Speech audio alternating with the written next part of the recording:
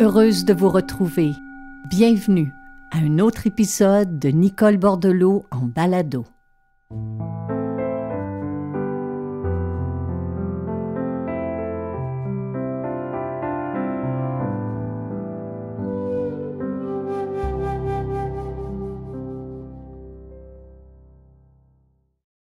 Cette balado est dédiée à la douce mémoire de notre chère amie Laurence Labatte.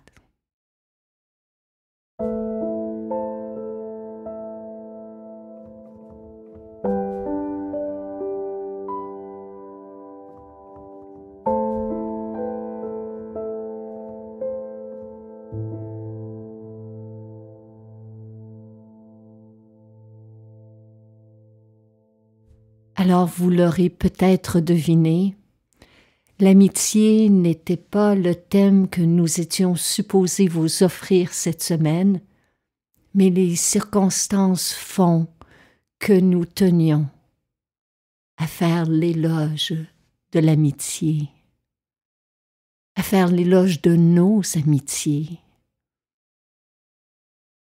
qu'elles soient virtuelles ou présentielles, qu'elles datent de l'enfance, de l'adolescence ou de peu de temps. L'amitié est une des grandes richesses dans nos vies. Elles peuvent se traduire en connaissances, en accointances. Elles peuvent se formuler sous forme de fréquentation ou de relations passagères.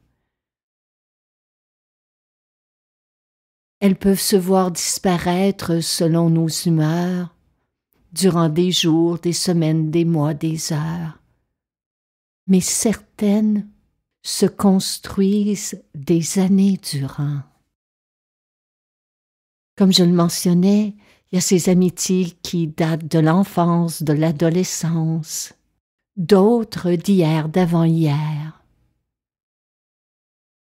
Nos amitiés se confondent et se mêlent, se conjuguent au singulier, au pluriel comme à l'universel. Aristote disait de l'amitié, c'est une seule et même âme divisée en deux corps. L'amitié est insaisissable, elle est indispensable, elle est essentielle. Alors qu'on peut la compter parfois par milliers dans l'univers virtuel, souvent par centaines en vérité, les véritables amitiés se comptent sur les doigts d'une main. Vous l'avez peut-être deviné aujourd'hui, ma belle amie Laurence a quitté son corps alors qu'elle venait tout juste de célébrer ses 60 printemps. Je dis quitter son corps car je préfère cette image à celle de la mort ou du décès qui font office de point final à une vie, alors que l'expression quitter son corps fait office de virgule au lieu d'un point. Certes, cette expression ne change rien à notre chagrin, à notre tristesse, mais elle nous rappelle que ceux et celles qui nous quittent, qui changent de forme, à quelque part, en quelque lieu, leur essence demeure. Mon ami est passé du monde du concret, de la matière, du visible, à celui de l'énergie, de la lumière, d'une autre forme de vie. Cette balado lui est dédiée. Laurence était une femme de tête, une femme de cœur, une mère, une amante, une amie, une confidente, une artiste passionnée par la nature, par l'art de la photographie. Elle va tellement nous manquer.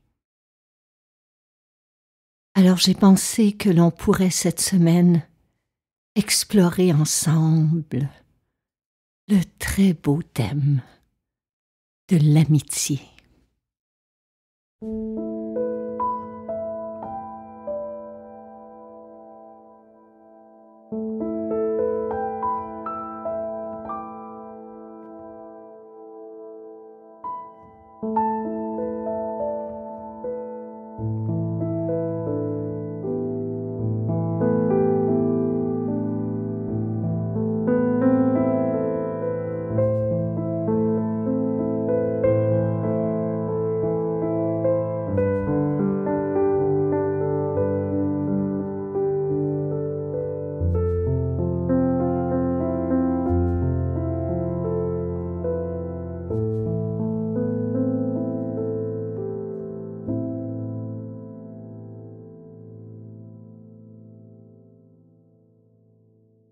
Notre amitié avait un peu plus de 10 ans. Laurence, c'est elle qui a signé presque l'entièreté des portraits et des photos sur les couvertures de mes livres et qui a réalisé la très populaire vidéo Qigong Yoga, l'énergie qui guérit.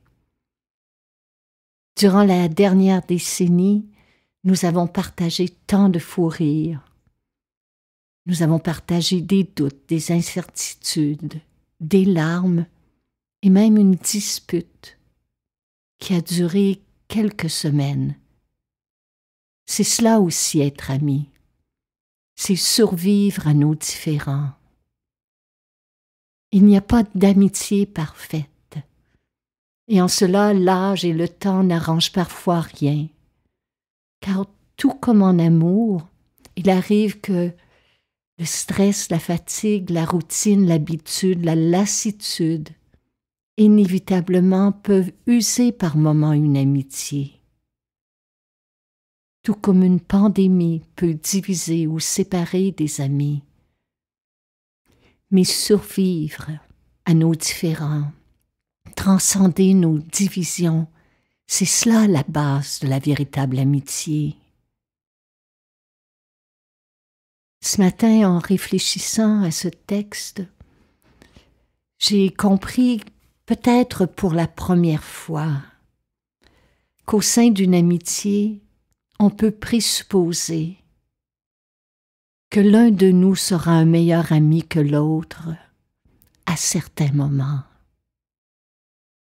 C'est assez rare, bien évidemment, bien que ce soit possible, que l'un comme l'autre soit égal en tout lieu et en tout temps. Mais en réalité, il y aura des moments de fluctuation, des moments de division comme de grands moments de fusion. L'amitié, c'est savoir qu'un jour, c'est à notre tour d'être le plus patient, le plus aimant, le plus compatissant. À d'autres moments, inversement, ce sera celui d'être le plus aimé des deux. En réfléchissant aujourd'hui à mon rôle d'ami auprès de Laurence, bien certainement, mais aussi auprès d'autres, en jetant un coup d'œil derrière, je concède que bien des fois, je n'ai pas été à mon meilleur, que parfois j'étais indisponible. Puis je réalise à quel point souvent j'aurais pu être plus présente physiquement. Mais ça fait partie de l'apprentissage de l'amitié. C'est de se remettre en question, de voir ce qu'on pourrait changer pour devenir meilleur, pour offrir le meilleur de nous-mêmes à l'autre. Puis je le dis sans aucune culpabilité. Je le dis comme une prise de conscience. Tant de fois, ce serait un moment pour téléphoner au lieu d'envoyer un texto. Tant de fois, ce serait un moment de cibler dans l'agenda une rencontre en présentiel au lieu de se dire on se verra bientôt. Ce qui nous sauve, ou ce qui me sauve envers mes amis, mes vrais amis, et ils savent qui ils sont, c'est que l'amitié est plus souple de nature que l'amour. Elle pardonne plus facilement et plus souvent. L'amitié, c'est se connaître, s'accepter, se pardonner mutuellement, bien entendu, mais c'est aussi se dire la vérité, sans se juger. C'est être sincère, authentique, avec l'autre, comme avec soi-même.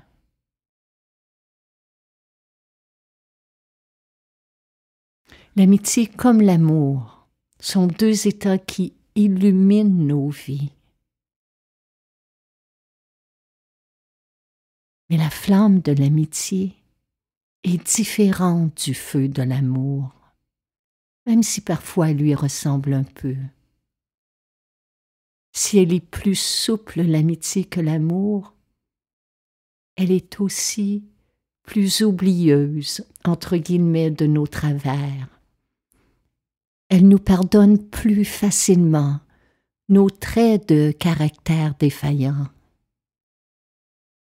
Lors d'une dispute, très souvent, l'amitié va se montrer plus bienveillante et plus compatissante qu'un amour passionnel.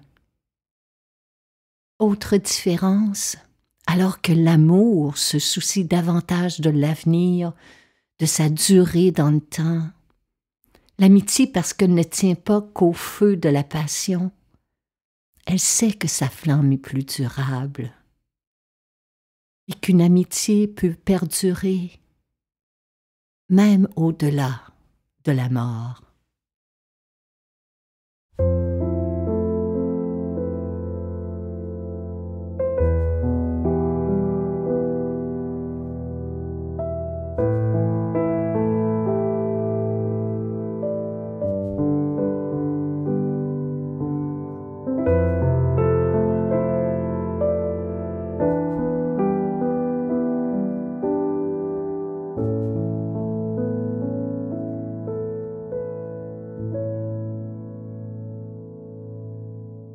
Je paraphrase ici Montaigne, qui disait quelque chose en ces termes. Parlant de l'amour, il faisait référence à son feu comme étant actif, plus brûlant, un feu qui était téméraire et volage, un feu de fièvre, disait-il. Et lorsque Montaigne parlait d'amitié, il disait d'elle que c'est une chaleur générale et universelle, une chaleur globale, tempérée, une chaleur constante, une chaleur rassurante. Ce matin, en griffonnant des notes, en vue de cet enregistrement, je tissais des parallèles entre l'amitié et l'amour, et l'un des fils conducteurs s'est révélé être la fidélité. Que serait une amitié sans fidélité? Que vaudrait-elle si la fidélité lui fait défaut? Car il ne s'agit pas juste de se voir ou de se parler régulièrement, mais de préserver en mémoire le chemin parcouru ensemble. C'est ça qui est sacré. L'amitié ne consiste pas simplement à focaliser sur l'instant présent, mais à préserver une vue d'ensemble du chemin parcouru côte à côte. Autrement dit, il ne s'agit pas d'être simplement présent, mais aussi d'être respectueux de cette amitié qui nous est donnée. De ne rien prendre pour acquis, car c'est un cadeau immense. À ce sujet, c'est au nom de notre amitié que Laurence et moi avons transcendé notre différend il y a plusieurs années déjà. Nous avons mis l'accent sur ce qui nous unissait le plus que sur ce qui nous divisait à cet instant. Et peut-être parce que ni l'une ni l'autre n'étions rancunières, rapidement nous sommes passés à autre chose. Parce que l'amitié tolère mal la rancune et le ressentiment.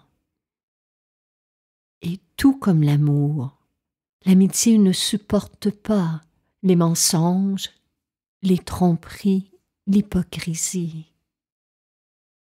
Une amitié s'abîme dans la pitié, la mesquinerie, la médisance. Et elle peut même disparaître face à l'envie, la jalousie. L'amitié ne résiste pas non plus à la méchanceté, la cruauté, la haine. En ce sens, elle est fragile, elle est précieuse. Mais une amitié aussi, c'est fort, c'est tenace. Une amitié, ça se répare, ça se transforme, ça prend des forces avec la tendresse, la douceur, la patience. Une amitié, ça se relève avec la vérité, la bienveillance, la compassion. Une amitié, ça se guérit avec l'humilité, le pardon. En fait, si l'amour est le feu de la vie, comme disait Montaigne, l'amitié en est la flamme. Mes amitiés me rendent meilleure. Mes amis rendent ma vie plus douce. Mes amitiés me comblent, me soutiennent, m'apaisent. Je crois que c'est Aristote qui disait de l'amitié que c'est une jouissance spirituelle. Jouissance dans le sens vrai du mot joie. L'amitié nous donne la joie d'aimer et nous accorde le cadeau, le très beau cadeau d'être aimé en retour.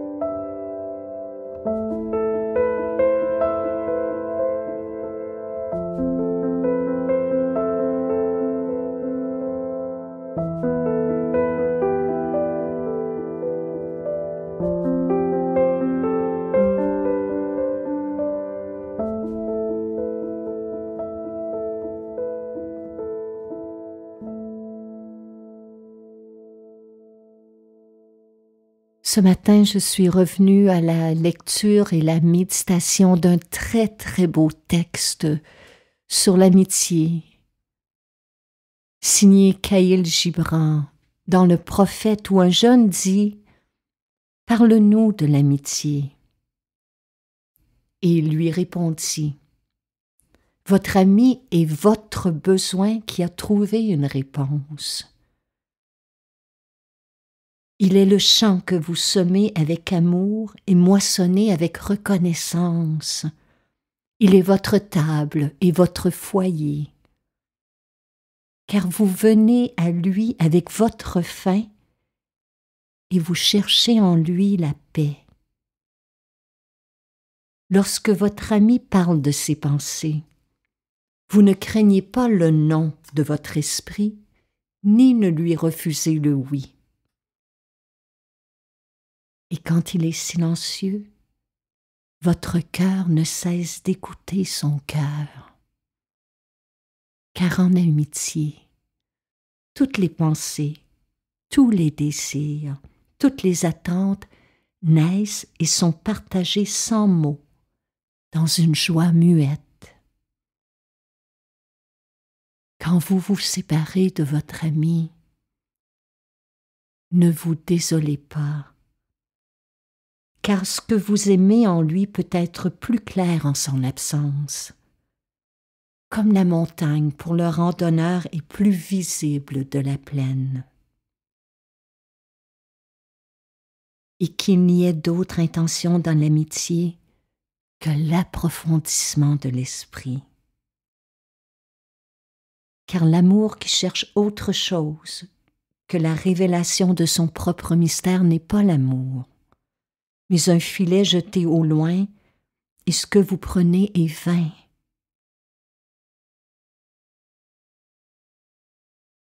Et à votre ami, donnez le meilleur de vous-même. Et s'il doit connaître le reflux de votre marée, laissez-le connaître aussi son flux. Car qu'est-ce que votre ami si vous venez le voir avec pour tout présent des heures à tuer? Venez toujours le voir avec des heures à faire vivre. Car il est là pour remplir vos besoins et non votre vide. Et dans la tendresse de l'amitié, qu'il y ait le rire et le partage des plaisirs. Car dans la rosée de menues choses, le cœur trouve son matin et sa fraîcheur. C'est un texte sur lequel on peut méditer longuement. Puis on pourrait aussi le résumer en quelques mots. Pour ce faire, j'emprunterai les mots du philosophe André Comte-Sponville qui dit « L'amitié, c'est un amour heureux.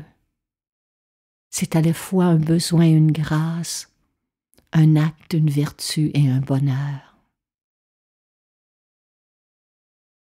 Comme disait Khalil Gibran si magnifiquement, votre ami est votre besoin qui a trouvé une réponse. Alors voilà,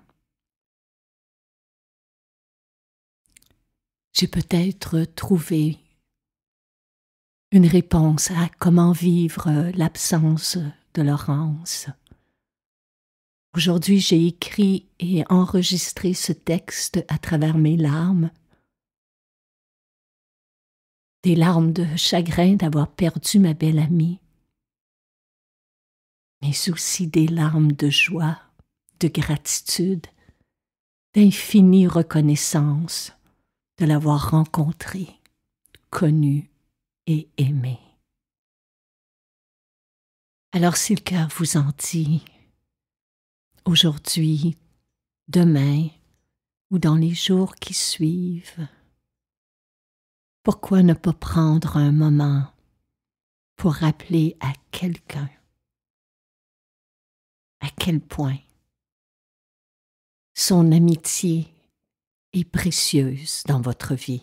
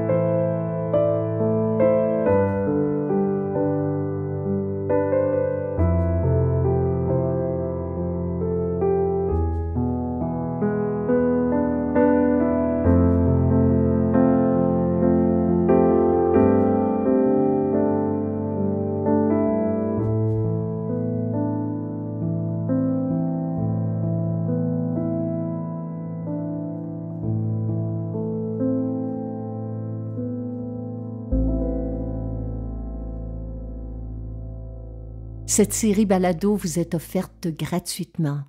Toutes les fois où vous soulignez votre appréciation à l'aide de 5 étoiles et que vous écrivez un commentaire sur les différentes plateformes, cela nous encourage.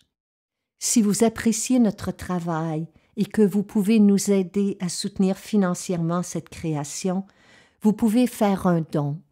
Toutes les manières de le faire sont inscrites après la définition de chaque épisode. À l'avance, un grand merci.